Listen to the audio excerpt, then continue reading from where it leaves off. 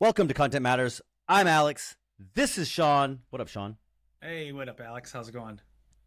Excellent. This week, I went to Ryan Pineda's office and I toured his content machine for 3, 4, 5 hours. I actually got to spend a little bit of time with just him and Austin, his camera guy, doing content in the back scenes. That was amazing. And I learned a ton. And I know you hang out with those guys, but I really wanted to share with you two things I learned that were extremely beneficial to me. One, everybody works on the same 4 or 5 things: work, fitness, faith for some people, and marriage. And what he says is, he goes, a lot of people spend a lot of time on their work and they don't spend a lot of time on these other things. But what's interesting is work, your job, your business is the only thing that can be outsourced. And that hit me like a ton of bricks, actually. I can't outsource my fitness. You can't outsource your push-ups. You can't outsource your marriage. You can't outsource your faith, but you can delegate and outsource all of your work. And I've been thinking about that nonstop since I heard it. And it's simple, but I don't know. It hit me different. What do you think about that? When you put it like that you can't outsource the other areas, it makes complete sense. I mean, I think, he's really big at the systematizing, delegating, automating. They got a phenomenal team over there, but I think, you can't delegate your relationships. You can't, and I think those are, also as important. If you don't have everything going well at home, it might make things harder, to focus at work. So when you put it like that, I think one thing I've always admired about him that he always talks about is he always has a date night once a week with his wife, Mindy. So I think, making sure you're full, well-rounded and making time in all those buckets is critical, to your mental health and those around you. If I don't go to the gym and I don't get people time, I go crazy. So I'm going to go to the gym after this, actually. Nice. The other thing he taught me was they are not really their goal is not to grow their following nearly as much as they're doing marketing. They're putting money in and they're trying to get money out to run a business. And he is obviously very business minded. But what's interesting is I've always approached this sort of organic thing, like, hey, maybe you just make something that people like and you'll grow. But I think the platforms are now so saturated and so mature that pay to play has become a real thing, especially on Instagram.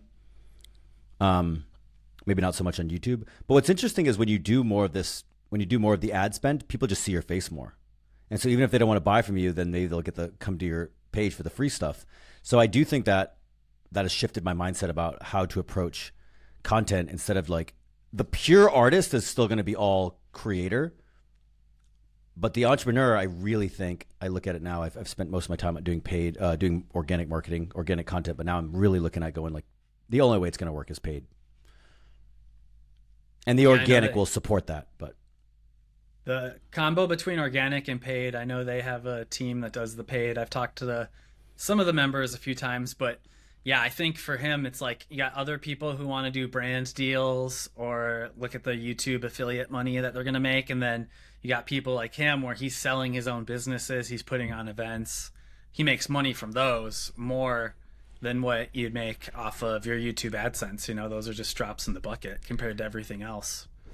yeah, and they spent, the numbers I heard was he spent, not from him, but I heard it secondhand, he spent $200,000 in paid ads, but made $400,000 in profit. Not bad. Not a bad But day's work. that's also 1,000 or more people. That's thousands, hundreds, maybe hundreds of thousands of people that saw your face. Now, not all of them are going to follow you, but they saw you and they got they picking up what you're putting down, and maybe they don't convert the first time. They might convert down the road. So you make $400,000, but think about all of the touch points that you got from folks along the way. So I'm really thinking about that now in terms of how to grow Brandon Turner's company, but also this platform. How do we grow this thing? Well, and then the other thing too is he's memorable. He's always dyeing his hair different colors, and he I've heard him even mention it a few times where he'll be out to eat and people are like, "Hey, aren't you the guy from TikTok?" And I think he's clever at standing out, and then he's consistent. And I know also too with their content, they're not necessarily worried about views and growing it like you said, but they switched. They have the podcast network. They got like 4 different podcasts they're going for the long term game, and they're going for watch time. So if they put out long extended periods of episodes and they have multiple different types of shows going, they're just banking on people will become fans, get hooked, and then listen to them and listen to it extensively. And I still think long form is going to be the premier, the best way to produce content going forward. Oh, yeah. I mean, people are just still going to always consume long form. I hate to use the word always, but people are going to continue to consume long form content, and that's going to be very different than the way that short form behaves. Yeah. I mean, the short form is how you might hook them in, but I think the long form is where they'll really get to know you as a person. And it's like, I think most people listen to the podcasts when they're driving or working out.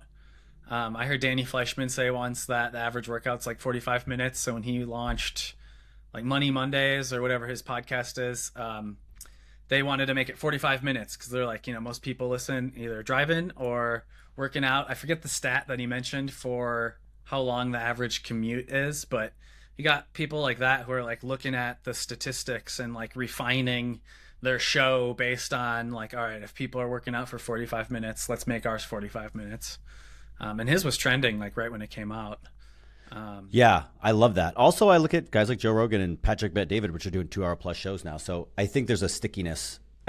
There's certainly an ear for every voice. But I do like the testing of different long form content. But I like our little 30-minute. It also fits in our personal schedules because finding an hour to talk every week is hard. Finding 30 minutes for us to talk every week is hard. And I'd like to do more, but yeah, I wouldn't have guessed it would be this hard for us to schedule, but we're making it happen. We're getting the reps in.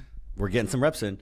And you're doing a great job with the short form clips. I don't share enough of them. But the other thing about short form content is I watched this video this week from Gary Vee.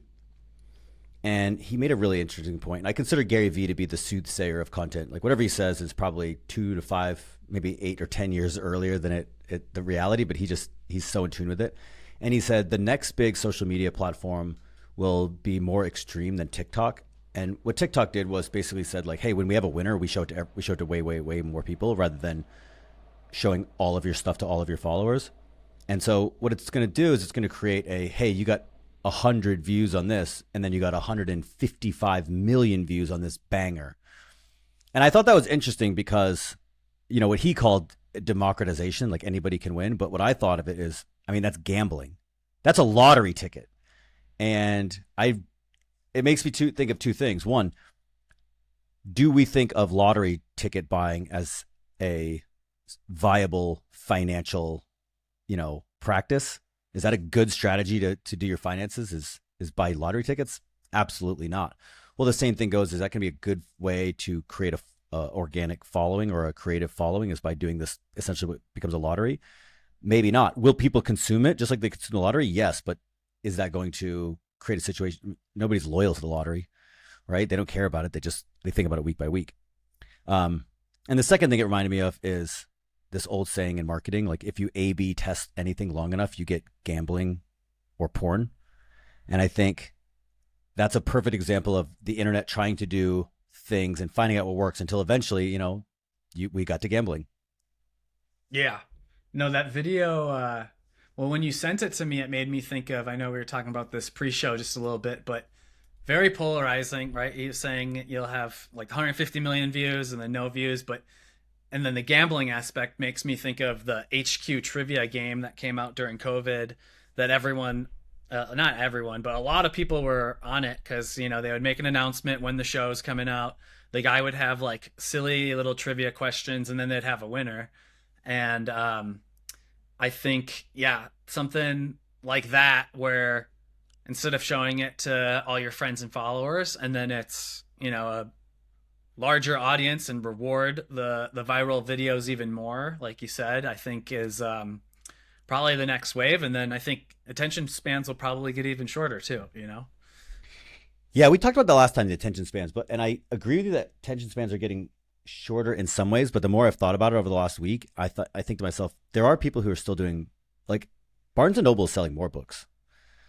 Long form content is still doing well. So I think it's a split. I also think people are consuming more content than ever. So maybe on the average, they're consuming so much short form content throughout the day that it brings the average down. But I still believe in long form content written blogs are still, blogs are still a thing. And I also think that it's a much more effective way to reach an audience is the podcast or the long form videos. The short form gets more clicks, but I think they're just less valuable clicks, personally. Sure. Yeah, no, I would agree. I mean, what they say, it's like 7 touch points that somebody needs to see you to like familiarize yourself, with wanting to do business with you or work with you. And I think we probably mentioned it on one of the other episodes before, but it's like 7 hours, so it's like 14 30-minute podcast episodes for them to listen to where they think they actually got to know us. And we're on how number many 11. TikToks is that? Yeah, that's, I don't know, I can't count that high. That's a lot of TikToks. Yeah. And they got to watch all of them. Yeah. I was wondering, how was your last time we spoke? You were going to the Bigger Pockets event. I did. I went to Bigger Pockets. I shot Bigger Pockets for 3 days, and then I went to Las Vegas and I shot 2 events that were. I shot a very expensive paid mastermind full of hotshot real estate investors. The cost of entry to that group is $50,000 per year. So I was around people that I have no business being around. And then I went to LA and I shot a promo for a CPA friend of mine. None of which I've been able to complete yet because I'm so overloaded with work, but it'll all get done. But it was really interesting for my creator friends like you, and anybody who listens to this as a creator. That camera will get you in rooms way beyond your pay grade, and it is a very interesting talent where anybody can buy a camera and make a decent photo, but you have got to be a master of your craft to if you become a master of your craft, you can really use that thing to leverage networks in ways more than just like, hey, come take pictures, but like, hey, come be part of the group because we like you and you take great photos. If you can combine those 2 skills, man, you're in the money. So I got a question. So I heard somebody say this, and I think you and I probably agree. If we're the quote least experienced or dumbest person in the room, we have the most to gain.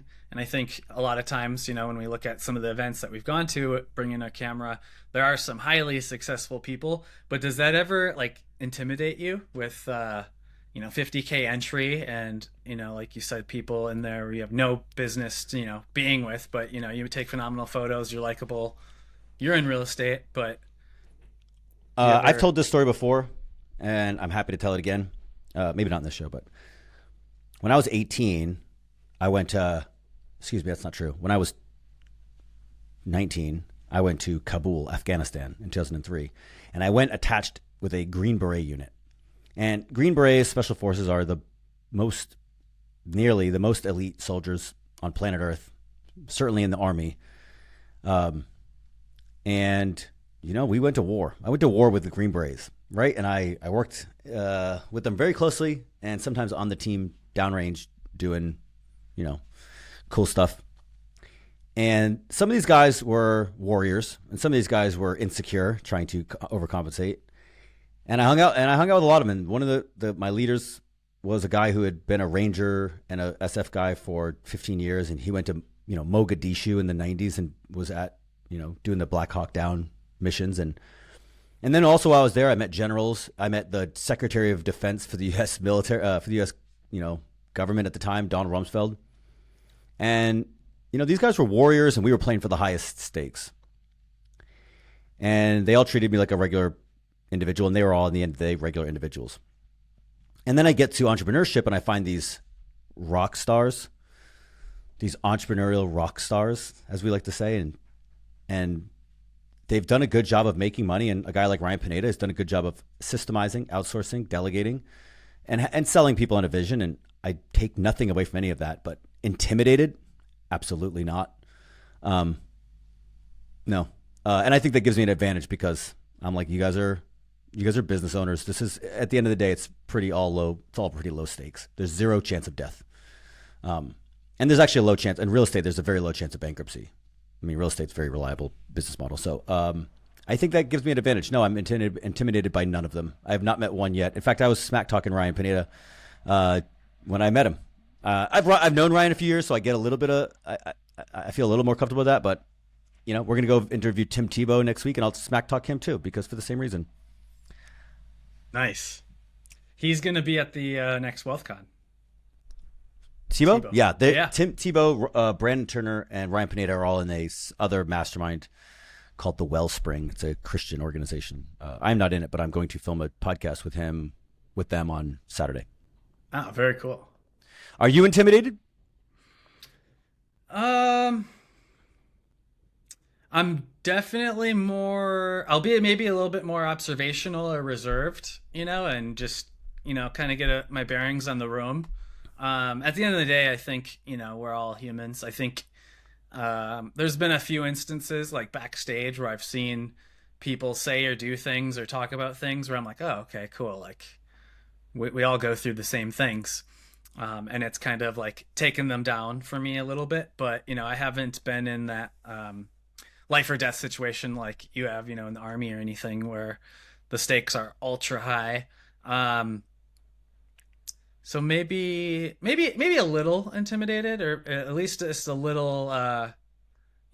I'll maybe listen more, or won't say anything and just kind of observe. But I know at the end of the day that we all are trying to figure it out, and they're human too. Very much. Sometimes so, yeah. it's a little bit like that. Oh, like, oh my God, that's Lewis Howes. I've been following him forever. It's crazy. He's here in front of me. I shot Lewis Howes' 40th birthday party. Did you know that? I think I did. I think you told Like me. on a whim. I don't follow Lewis, so I don't know Lewis. I mean, Brandon and him are buddies, and he's like, "Hey, I'm going to go to this party," and like, I asked him if they needed a photographer. They said sure, so I went and just took a couple photos. I didn't do much. Yeah, it's interesting. I don't do the starstruck that much. Now, there are people in my life, in my circle, that I would be a little starstruck from. One of them is a guy named Nassim Taleb, who I'm obsessed with. And maybe I'm obsessed with a band named called Tool. And if I met some of them, I might be like, oh my God, I've been listening to you for 25 years. I'm so excited. But yeah, I'm grateful that for my situation, because it shaped me in a way that sort of, some of these folks are impressive, and I don't want to take anything away from them to say like, oh, we're perfectly equal. I mean, people are not all perfectly equal, but it does give me a little bit of a, I don't know, it gives me my little unique way, so I don't have to feel any lesser of another human being. That being said, to your point, I do try. I'm not good at it. I do try to talk less when I'm around somebody that I can learn so much from. And when it comes to business and entrepreneurship, I have a tremendous amount to learn from these very successful individuals. And I have the utmost respect for their accomplishments in those realms. Same here. Yeah, sometimes just being in the room, hearing what they're talking about with other people, and just being able to listen is just as valuable as talking to them yourself and ask the questions, because you can just hear and observe and take photos, take some video, and you get to be there and hear the things that nobody else gets to hear, that's out as an attendee, hearing the other speaker talk. The camera gets you in, bro. The camera is right now, as I thought 6 years ago when I started my camera, I was like, oh, this is going to be a temporary hobby as cell phones replace it and it goes obsolete. And now I found myself in a position, I'm like, this thing is becoming more valuable. This is great. Well, all right, so now that you say the cell phone and the iPhone thing, the last two events, I filmed Neil Dingra's Mastermind since we last spoke, and then I filmed Renee Rodriguez's event, AmpCon. And both events had somebody on iPhone, like somebody else coined the term iPhoneographer, but I liked it. And they're like, that's a new trending thing now. Like, add that to the repertoire of like the team, like somebody on the iPhone, and specifically trying to get more like cinematic shots, not just like iPhone stuff for socials, but having like technique, maybe even having it on the DJI Osmo little gimbal. Sure. And it's interesting because, the last few events, it's like how they segment the team and then how things get executed down the line. Like for the last 2 or 3, normally I'm like the gimbal guy that shoots horizontal, but then they also have a gimbal guy who shoots vertical. And then now they have the iPhoneographer. And then both events, had somebody in the back editing. So you go drop the clips. Oh, and that's so much. It's crazy, but it's cool. And like even at Pineda's events, we'll do same day edits for some of the stuff that they put on the screens. You know, when people come back from lunch, it's kind of like revealing a magic trick where people are like, "Oh my god, did they take that today? That is from today." You know. Yeah. But it's just interesting to see how it's growing, because one of the guys I was talking to at the last event was saying like there'll be more and more, you know, opportunities for people with just savvy with their iPhones, you know, to film events. And It's coming. Phones they're coming. They're coming so hard. But the cameras are getting better, so they're gonna start doing like they're starting to do some interesting things. But for what we do for content, I think the phones are coming. I think this is probably I'm gonna go get the 15 here soon, but I think by iPhone 16 or 17, you're gonna start to see a big shift. Log footage, 10-bit log is now a thing. The 120 millimeter lens is a big upgrade. The auto stabilization, I mean, it's great. who is that guy that you sent me? I think you're a fan of him. Is like Kyle Nutt, maybe on. Kyle Nutt is great. He is great. He does cinematic and he does BTS, and he has a way of telling you a 1 week story about how I got a shot. The shot or the video or the ad takes 10 seconds and the how-to takes 50, and he crams it all into 60 seconds, and it's all high quality, and it's just my dude has got talent.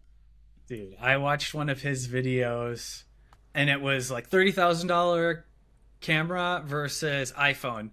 And I didn't watch it till the end, but I watched the two clips and I was like, they both look pretty clean. I didn't watch to see which was which, but to me, I was like, they look great. Everything is going to change when we go to VR. I think that's where the big discrepancy is going to come back, because the VR is going to, like right now, you can use a phone because you're watching it on a phone. So like you don't need that many pixels. But when you watch it on VR, right, you're going to think about like a 4K takes up, you know, X amount of space. Well, now I'm going to need freaking 100K to fill a whole circular, you know, view. Or maybe I only need, 4, 6, maybe 8K to film one view at a time, and you can stitch them as you turn around. But when we go to VR, which is probably, I don't know, I don't want to guess, 5 years away, 8 years away before you start using it regularly, or some version of augmented reality with the glasses. You know, Meta just came out with these glasses, and it's coming, right? I mean, Apple's making a big bet on it.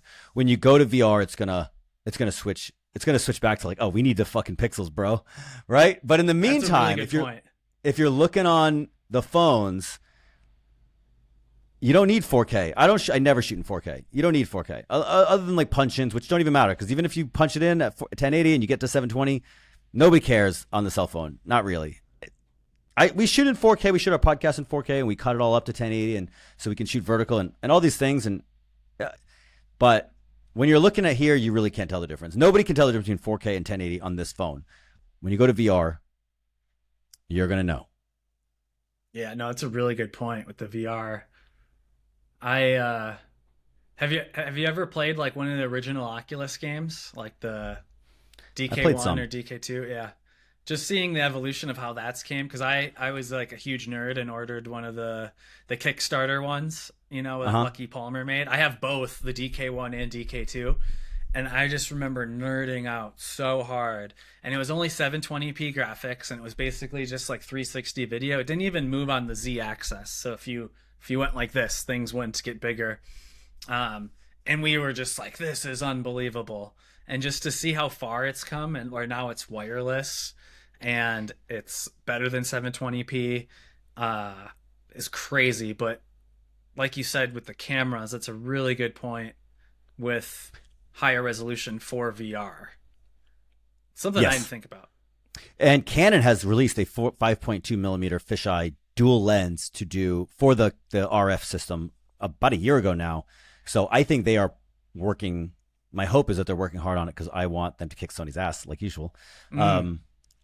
But I think that the world is moving that way. It's actually gone slower than I sort of expected, but people are interesting human beings, right? The Google Glass was laughed out. VR hasn't really taken off like we expected. I think kids use it more, but that's always the case. But, I look at the same way with cell phones. I mean, we had bag phones. We had car phones that were only cars. And then we had cell phones, and people were like, what's the fucking point? And then one day they were like, Steve Jobs like, hey, we're going to take your iPod and put a phone in it. And everyone's like, why do we need that? And now you can't live without it. So I think VR is going to have a similar trajectory where we're like, that's bulky. That's weird.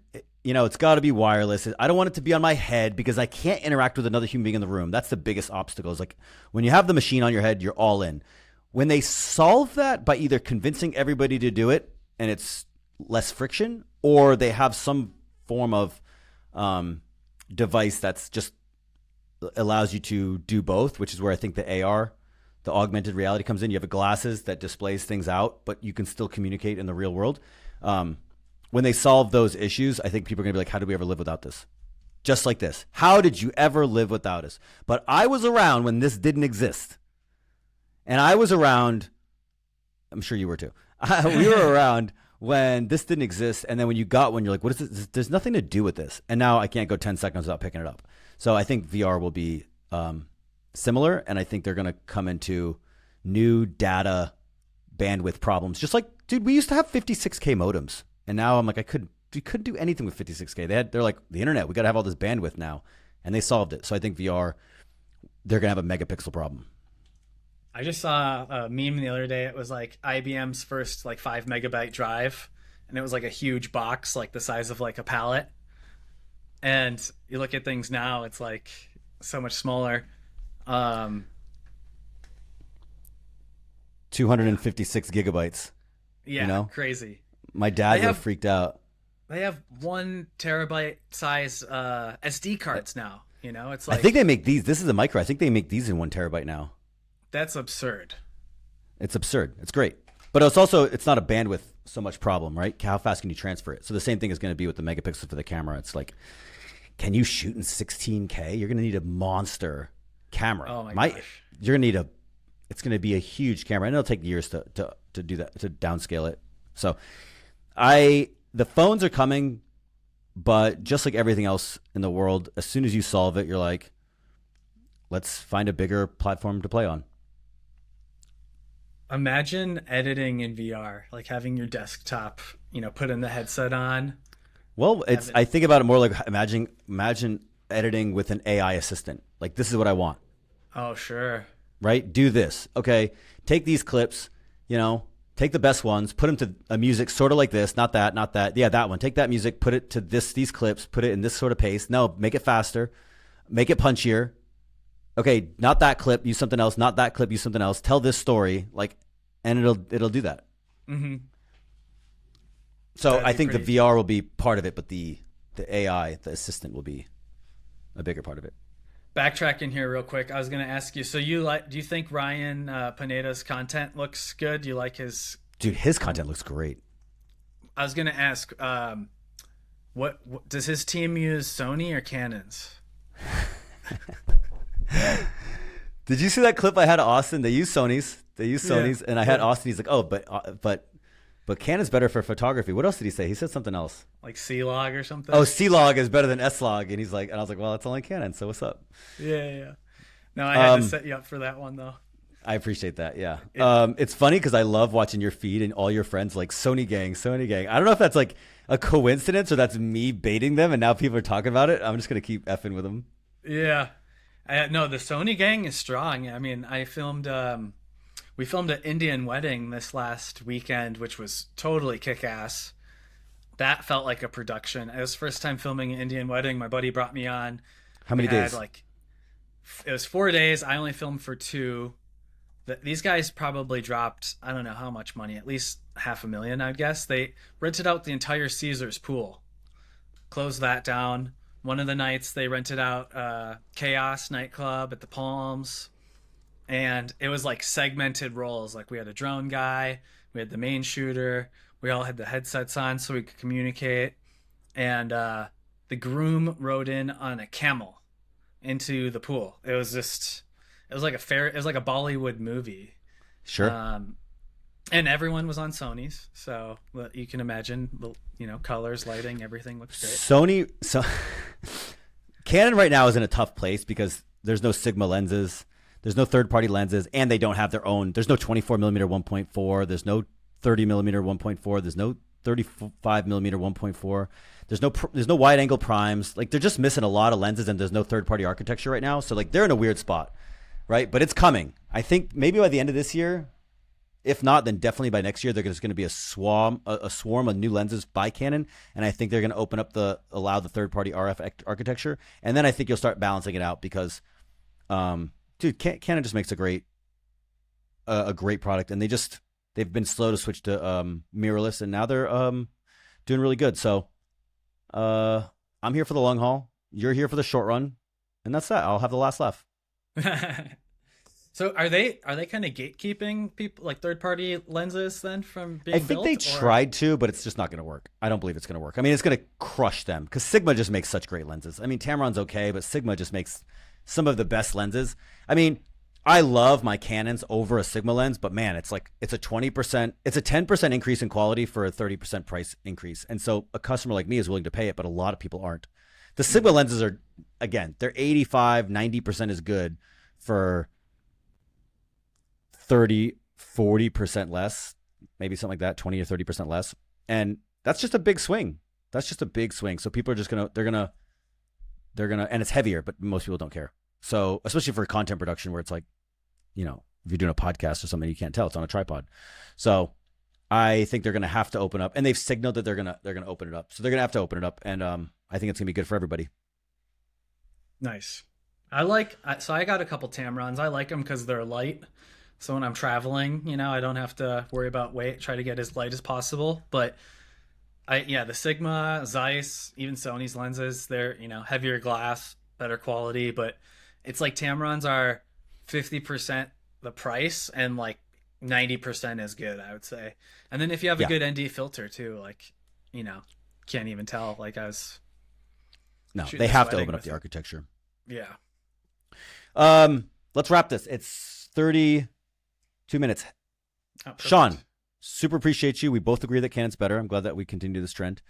Let's record. I go to town on Friday night. I'd love to record another episode with you, maybe like Thursday afternoon, maybe Friday morning. Friday morning could work. All right, we don't have to decide it. We don't have to decide it on camera, but yeah, okay. We'll talk. We'll talk. Hey, super appreciate you. I appreciate you too. By the way, you're looking good. The lighting looks great on you. It's coming along. Dude, I love I got my studio coming along. I love the I can control it all from my Bluetooth. That's the new hotness in lights. In fact, this is how I'll sign off. I'm going to say goodbye. Nice. That's pretty cool. All right. Peace.